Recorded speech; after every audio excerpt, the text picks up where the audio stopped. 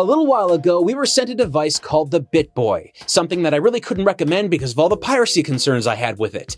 But the company behind that device has sent us a brand new one called, well, it's called the new Bittboy. And the new Bittboy is supposed to be a lot better than the old one. What has it improved? Is it still filled with piracy? Let's find out. The last time I took a look at a Bittboy, it was loaded with tons of bootleg and pirated software. And although I was kind of impressed by the form factor of the hardware itself, well, it's just something I really can't defend. And maybe, just maybe, the folks behind the Bittboy watched my review and they learned their lesson, because this brand new Bittboy model from them does not have any pre-installed games whatsoever. And I'm pretty sure a couple of you are going to be like, well, I prefer to have my games pre-installed. Well, you didn't actually get to play the original Bittboy, because there were a ton of games on there that I do not recommend. I'm talking about things I've seen from the worst ever series, things you wouldn't want to play even if they were given to you for free. But now, thankfully, you can use your own ROM files that you have in your collection, or perhaps ones that are homebrew creations and stuff like that. You're going to be able to play NES games, Game Boy games, and Game Boy Color games. But what I love about this is that it has a micro SD card slot at the top that actually works, because if you remember the original Bittboy, that one had an open slot that went nowhere.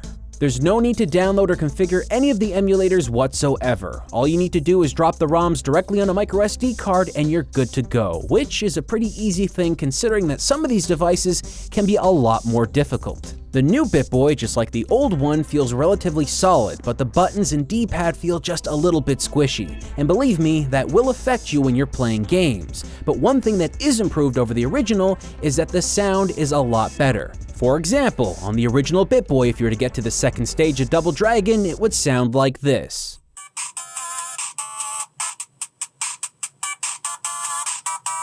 But with the new Bittboy, it sounds the way it's supposed to, like this.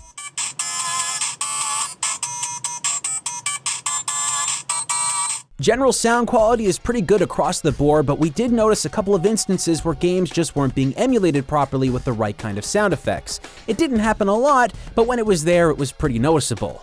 Regardless though, there is something that the original Bittboy does way better than the new one, and that's when it comes to controlling your volume. You see, on the old Bittboy, you had a volume dial, which, you know, works really well. On the new one, they got rid of it. You can even see the little plastic space where it would have been, they just kind of covered it up or something on the mold. So, how do you adjust the volume on the new Bittboy? Well, you have to hold the select button down and push A or B. This is a very bad idea, because the select button is still activated in any of the games that you're playing, so what happens is that you'll push select in-game.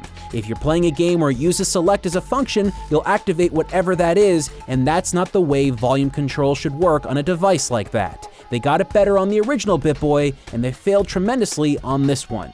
But not everything's a miss, because the new Bittboy has a much better screen on it. Not only is it just slightly bigger, but you also have the ability to adjust the aspect ratio from kind of a 4:3 to a bit of a wider option. Regardless of which one you choose, they both look great, and the color representation on this is fantastic.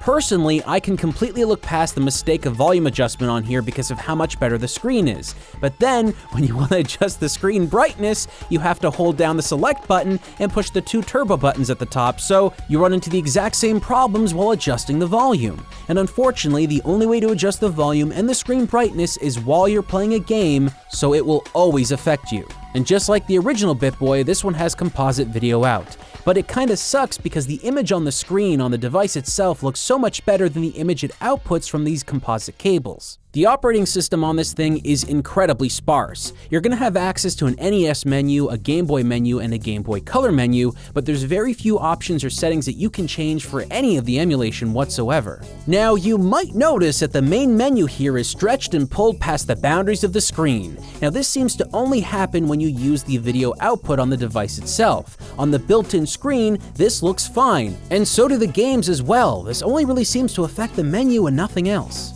But you really won't be spending that much time in these menus because they're really only there to select a game. And once you've selected one, you have a couple of features that are accessed by pushing the R button.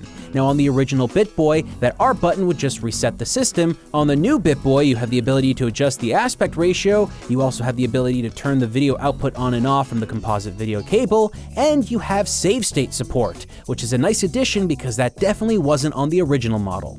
Unfortunately though, using the save system at any point is kind of a roll of the dice. More often than not, I found it would lock up the Bittboy, forcing me to hard restart the system, losing all of my progress. And to make it just a little bit more frustrating, any game that you would have played in the past that would have had save support built in, like let's say Zelda or Pokemon, will not really work on this system because you're unable to use the built-in battery save. Because these are ROMs and they don't actually have a built-in battery, and this system does not modify the ROMs at all. The moment you turn off a game, it forgets all of your progress completely. But now let's get to the main event. How well does this system play games? We first started off by playing a bunch of NES games, and the difference between the old system to this one is night and day. The screen looks so much better, but unfortunately the same problems we had with the video output also affect the games here. Sometimes they'll look a little bit stretched, and even if you adjust the aspect ratio, they're still wider than they typically would have been on the original screens that you would have played them on back in the day. Composite video out just has a lot of visual problems, and you better not expect something as close to the NES Classic in terms of visual fidelity, because you're simply not going to get that without HDMI. That doesn't mean that you won't have fun playing games on here. Pac-Man played very well, and although it is kind of a sparse looking game, I didn't notice any big visual problems. But when I played Micro Machines, I noticed a little bit of a slowdown and some visual shakiness here and there. Other games like Mighty Final Fight play okay, and they still have that authentic NES sprite flickering that some people like, and a lot of other people don't. If you're dealing with a game with fast movement like Super Mario Bros., you will see screen tearing every so often, and that's something that you really wouldn't have seen from the original hardware. There's also other video artifacts that you'll see from this video output method that you will not see from the original hardware when you're using the screen itself. For instance, this rainbowing effect you see on the bottom of the floor of Ninja Gaiden only shows up when you have the video output used. If you just play this game on the screen, it's not there at all. And you might also run into problems when it comes to ROM compatibility. Now, many of the ROMs that we use, we tested on other devices just to make sure that they worked, and while they did run on other devices that we had, sometimes they wouldn't run properly on here. We eventually found a version of Kirby's Adventure that ran fine, but we came across one that had these visual glitches here, and aside from switching out the game ROM entirely, there was just no way to fix this. Overall though, the new Bittboy is a marked improvement over the original when it comes to playing NES games. You're getting better visuals, you're getting way better gameplay performance, and the sound quality is a lot better as well. With all that in mind though, the original Bittboy couldn't play Game Boy and Game Boy Color games. So how do they run? Well, it's a bit of a mixed bag. When you play Game Boy games, the performance seems to be alright, and by performance I mean the speed and the way you actually control the games. It's the visual representation though that is way off. Because the Game Boy's original screen was a lot lower in resolution and this one is a lot higher, it's trying to rescale the games in a way that doesn't work properly. Pixels are just not resized properly when they move across the screen, so you'll get this weird shimmering effect that just looks bad. But it gets even worse when you take a look at how the characters are represented. Just take a look at your main character here on Pokemon. He looks like somebody smacked him in the face with a tire iron, and he seems lost and confused. But unfortunately, it does get worse. When you go to play Game Boy Color games, they have all the same visual problems that Game Boy games have, plus performance issues. Certain games like the Smurfs Nightmare would run fine at points, but then other areas would run completely slow, seemingly at random. Then we were playing Shantae, the game just overall ran really badly, but we also had points where Shantae would just completely disappear on the screen. We also tried some fan-made hacks, and unfortunately with those, we can't really guarantee if they're running 100% accurately, but with this color version of Super Mario Land, we noticed that the game ran really too fast at points and the music was just totally out of control.